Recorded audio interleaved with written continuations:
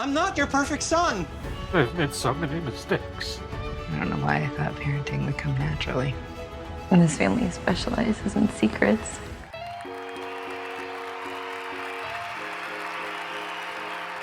All right, we are back on Play It Forward with Dawn Davis, director, second time here. Welcome back, Dawn. It's good to see you. You bit off a feature. You were here with a short a couple years ago, and again, congratulations on that feature. Thank you. It's good to be here. I'm glad to have you. Can you introduce yourself and set up the feature before we get started? Yeah, so my name is Dawn Davis. I'm the director of this feature film called Tea on the Beach. And it was produced by Forrester Film, which is a production company out of Huntington University in Northern Indiana. It's a small liberal arts school. And I think they're the only liberal arts school that's making feature length films in the country. And so they bring in professional department heads from all over the country to mentor their film students. And the film students fill the majority of the crew and production roles on the film. So it's an amazing learning opportunity for them. And then for us, we get to collaborate. And that's where I went to school too. So it was really fun for me to go back and see what, the department was up to. Wow, what a cool opportunity and what a cool way for a university to get involved in the filmmaking process and actually turn out features. Like Yeah. that's really great. It was, a very in terms of the piece, let's just dive into that. Can you set it up for us in terms of the storyline and then, we'll go into the three questions. Yeah, so it's about three estranged adult siblings who return home after their mother's death. And they have to figure out what to do with the house and how to take care of their father, who's dealing with some early to mid stage dementia, and how these three siblings clash and have to overcome, these grievances that they have with each other in order to move forward with their lives and also to be the best caretakers for their father. Cool. Thanks, Don. And to I always like to add flesh onto the bone, whether it's a feature or short, because there's so much, that there's such a world that's created there. And to fill it out a little bit more, each of these three siblings who are estranged in the way that they're not friends, they don't really know too much about each other. Um, they don't necessarily keep in touch. They're brought back together. Totally relate with that around death, and that's something that happens. It's a very lifelike drama. This uh, family drama, and what's going on with each of these three siblings is that they each have their own private drama. So here they are in their life stages. This climax event around their family parents has brought them together, but they're each going separately through their own micro dramas, which are huge macro in their own lives. And none of them know about it. And so in the process of being together, having to spend time in the same house for various reasons, for each of them, they come to find out about their own inner worlds, and the drama, the personal dramas and the conflicts ensue. And they ensue both from the historical legacies that they bring in as siblings and in this parent environment, and we find out all sorts of secrets. So there's secrets, the skeletons in the closet from the history of the parents and the siblings and the childhoods that come out, the skeletons in the closet from their own personal dramas come out, and what happens when all this stuff is explodes, and what happens when all this stuff is not discussed or talked about. And so for me, screening the movie and doing my job to take notes and be very much focused on what is the narrative telling us about life, how is that informing our experience as a viewer, how is it enriching us, what does it have to teach us. And so these secrets that we keep as individuals, whether in families or in our personal lives, apply pressure on our psyche, and they force, the pressure forces, internal conflict, and that internal conflict comes out in ways and that is not understandable and that could be in, personal interactions when we go to the grocery store and, engage with people and we're like, well, and Yeah. our own interactions in ourselves that we have trouble recognizing because somebody could be saying that about us as the person in the grocery store who was driving the car and, got upset because they got somebody got too close to them. So these kind of pressures, how do we deal with that as family structures? How do we deal with that as individuals? And that really was to me like kind of the what we're really looking at in terms of a lens, these secrets and how do these secrets, why are we keeping them and how they force conflict and how do we resolve those conflicts when they happen? And then, so that being kind of like more of the, kind of surrounding landscape of the narrative, Yeah. how do you feel about that analysis? And if that analysis rings true to you in terms of secrets, how have you personally experienced those themes in your own life and worked through them in your own life and then in relation to the movie? Yeah. I love how you encapsulated that. That was beautiful. Thanks, Don. I think the film is relatable to people because I think almost everyone, if they don't have family secrets, they have personal secrets or they just have things that they don't show to people or to the world at large. And so I think it's people can relate to it on that level. I certainly do without going into my own family history. Absolutely, I could relate to having things that went on in our family that we didn't share with the rest of the world. And um, it does shape you and form who you are. And a lot of times people don't understand where you're coming from or why you act the way you do in the world.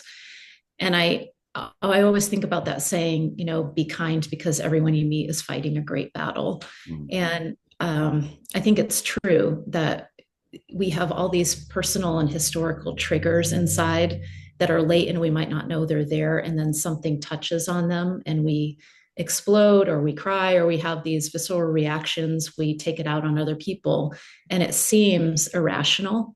But if you unravel the thread, you can see that it would make perfect sense in the context of that person's life. And that's why kindness is so important, Yeah. with strangers and with people that we know. Yeah. And so, yeah, I think family secrets is a huge theme in this film. And also the idea that, we each play roles in our own families. And a lot of times it's hard to break out of those roles. And I lived away from my family for over a decade. And then I moved back to Massachusetts, where my family is now. And I had only seen them once or twice a year in that time. And when I came back, I realized gradually that we kind of were all relating to each other the way we had, like before I had left home 13 years prior.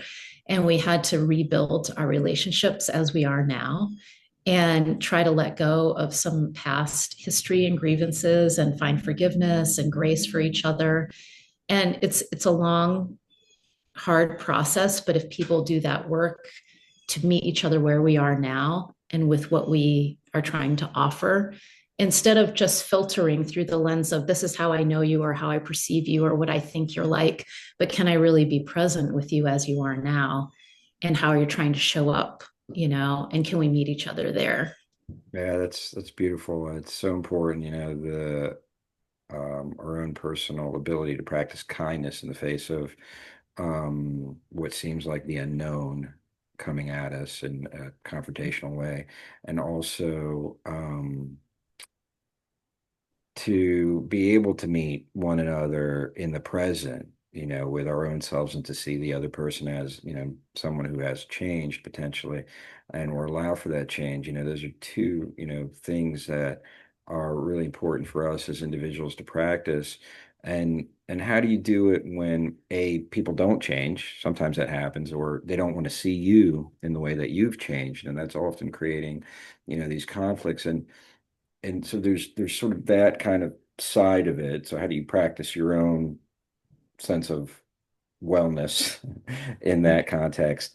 And then relating to the narrative, the narrative is in terms of Tea on the Beach, it's much more optimistic because the characters all do come to some shared state of present awareness around their seeing, having been exposed to each other's personal dramas, and through that compassion, seeing that, this person is suffering for this reason, this person is suffering for this reason, and that yes, these are real reasons to for that cause pain. These are, legitimate. These are having compassion around that. They're brought together in a way that they can see each other. So I guess in terms of what the narrative is teaching us, and then what do we do when people don't want to learn or grow? Hmm. Yeah, I mean, I guess that's where some boundaries come in. I Yeah, think there's a way to have compassion. And this has been a tough lesson for me in my life because I think I came from an acting background. So I have a lot of empathy, and it's easy for me to put myself in other people's shoes and to see why they are the way they are, and to sometimes excuse behavior that shouldn't be excused. And so that's been something I've tried to learn to do as I've gotten older, is to see the person with compassion and grace and understanding, but also know that they have a personal responsibility for their actions and their behavior. And I'm not responsible for those things. So I think it's just being realistic about where people are, and looking at behavior and not imposing your own intentions onto them. So maybe you think, oh, they didn't intend to do that or to be that way, but you have to just look at behavior and actions, and see what those things are saying, and then act accordingly. So yeah, and maybe it's, creating a little space in your life from people who you're just not going to meet in the middle with, um, and being kind, but yeah. also having distance and space and And detachment. what I'm hearing is not taking it personally, Mhm. depersonalizing the relationship a little bit, seeing the behaviors and actions, but Yeah. not necessarily being quick to judge that person. And I guess that's what I'm hearing when, I mean, what is it do you mean by grace? Seeing them from a point of view of grace?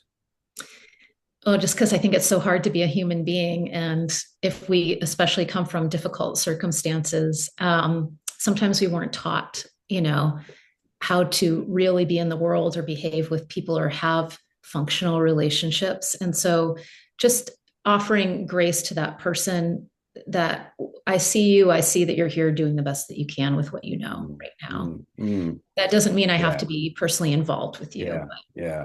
but Well, not that's making them out to be an evil person, right, So, right. Yeah, yeah. Yeah, grace is a really interesting word that, I'm still learning and kind of understanding what that means for myself. I mean, why not? Let's look it up real quick. Uh, I love the word. it's a great word, and it's defined as simple elegance or refinement of movement. So just on the simple physical level, Mhm. courteous goodwill. But there is, I guess, this in the Christian context, it says here in the dictionary, in Christian belief, the free and unmerited favor of God. And that's not just Christian, it is in other contexts as well, in that religious, spiritual sense, the free and unmerited favor. So I think in that sense, it's kind of like giving the person the benefit of the doubt, is what you're saying. Just, you Yeah. love them anyway.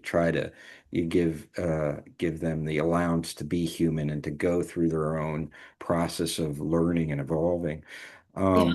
Thank you. That's not an easy thing to do, and it grows us to be able to do that and to practice that. Within the context of the movie, did you have anything that you wanted to add before I move on? I don't think so. I mean, I think it's interesting to bring up the Christian context because Huntington University is a Christian school, but Uh, the film is mm, not mm, overtly Christian. yeah. And I don't identify as a Christian, but I was raised that way. And Mm, so I mm, was definitely, I think sometimes Christians don't really understand the radical nature of grace. yeah. And so we talk about it, but we're not necessarily acting it in the world. And I think grace really means that there's no separation between each other and between us and source or God or creator, that Yeah. we can't see you as other, we have to see each other as ourselves. And that's what Mm, grace means, because it's like, I know how I fall short and how hard I try and the things I deal with. So that must mean that you do too. I Yeah, know. it's true. Yeah. I do too. Yeah. Um, yeah, no, I'm so glad that you added that because it's really important for our shared humanity and evolution to um to not only work towards that, but to where we can experience that. When we can experience that union with one another, there is an awareness all of a sudden that is beyond our own egoic mind. And that is an enlightening experience. And so grace, through that compassion is a portal to it that we Yeah. can follow. Yeah, it sure is. In terms of, the narrative and the characters and the development of the plot, um, what is your takeaway? You put your heart and soul into the movie. You've lived these principles in your own life. Now you're reflecting on it through having this dissertation experience of creating a feature film. Um, what do you see as the meaning? What do you want to take away from this movie? I think kind of what we've talked about already is well, I have a principle I live by, which is that I hope that every person in my life knows how much I love them because we don't know how much time we have and we don't know when we're going to go. And I never want to leave this planet with people not sure that I loved them and how much I cared about them. So, you know, the old Lena, who is the protagonist of the film, she has a line in the movie that says, I didn't get to say goodbye. Her mother died. She wasn't there. She hadn't been home to visit in a long time. And arrangements were made without her. And she's trying to play catch up. And she has all this unresolved grief and anger and trauma that she never dealt with her parents. And now her mom's gone and she can't. So I think for me, a big meaning of the movie is to say what you want to say now, resolve those issues now while you have time with people, because then maybe you can move beyond them and have something new and different. Yeah, thanks. It's beautiful that you're doing that in your own life. It's very brave and courageous to do that, to face your mortality as you're living life. And it's certainly an empowering thing that heightens the appreciation of the life that you live. So it's rewarding to do. In adding on to what you've said, the thing that unites these three estranged siblings is at some point they all realize that they all have the shared inferiority complex of not being loved. Yeah. Each one of them experienced that, and each one of them kind of looks to the other as well. You didn't necessarily have that. You were the preferred, or you had Yeah. these powers. I didn't. And then when they all kind of are equalized around that shared sense of grief, they can kind of let go of their attachments to their own anger at one another for thinking they've had it better. Yeah. Yeah. So, and that's, very common with siblings, right? They're like, oh, you didn't have it hard Right. like I did. Yeah. So, and that comes back to that grace and seeing each other as equals and each one of them feels that hole in their hearts from not being loved enough by their Mhm. parents. And, you know, most people, I think, can relate to that. I think most people, for whatever reason, um, it seems to be very high number. I would guesstimate it around 90%. I would be surprised if 1 in 10 people were like, yeah, I knew I was loved completely by my Mhm. parents. Mhm. Um, Now, forget, why that happens. I think it happens for a lot of, well-intended reasons, perhaps, but it does happen often. And how do we deal with it when it happens to us? Yeah. That's the question. How do we deal with the trauma of not being loved or feeling that we weren't loved? Yeah, like how, Yeah. yeah, and loved enough, you know. Yeah, that's a hole that can never be filled. I mean, I think therapy is fantastic for that. Yeah, And starting to separate yourself from your parents and your siblings and know that, ultimately this is your own life, then you're responsible for it. And you can acknowledge and grieve the traumas that happened, but eventually you have to move on from them or you're just going to stay stuck. And then the body starts acting out too physically because you have all this repressed stuff going on. So, yeah, I think you just have to take 100% responsibility for your life and your own joy and yeah, peace, and however you get to that, if it's therapy or it's spirituality. I mean, I've used a little bit of everything, and seeing your parents and your siblings as flawed human beings as we are ourselves, doing the best they can. do whatever it takes to cultivate the love inside ourselves. Yeah. Yeah. Yeah. Don Davis, since making this feature film, how have you been personally changed? Oh gosh, I feel like my whole life changed since making this. It was such a surprise to be asked to do it. It was a dream come true. I was not expecting it. It came at a time in my life So that cool. felt very kind of stagnant and stuck and like nothing creatively was happening. So on that front, like creatively, it changed everything for me, and it just gave me new life and vitality in my creativity.